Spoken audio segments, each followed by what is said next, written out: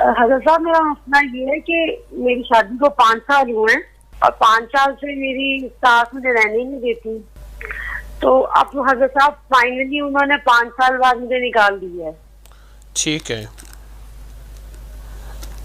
फिर इस दफा मेरा बेटा पैदा हुआ था। हाँ। जब से वो बच्चा पैदा हुआ तब से हमारे यहाँ लड़ाई नहीं खत्म हुई।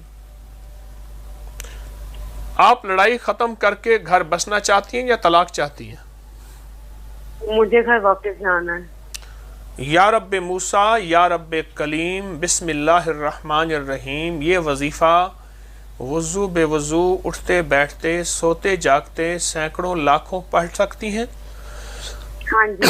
सिर्फ चंद दिन, चंद हफ्ते।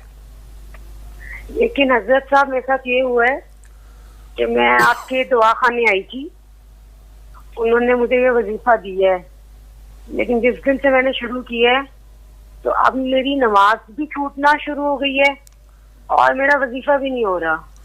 आप ये वजीफा पढ़ें, इसकी मैं इजाज़त दे रहा हूँ। हाँ और जी। 40 बार सूरत फील अलम तरा कैफा, पूरी सूरत 40 बार सुबह शाम पढ़ें।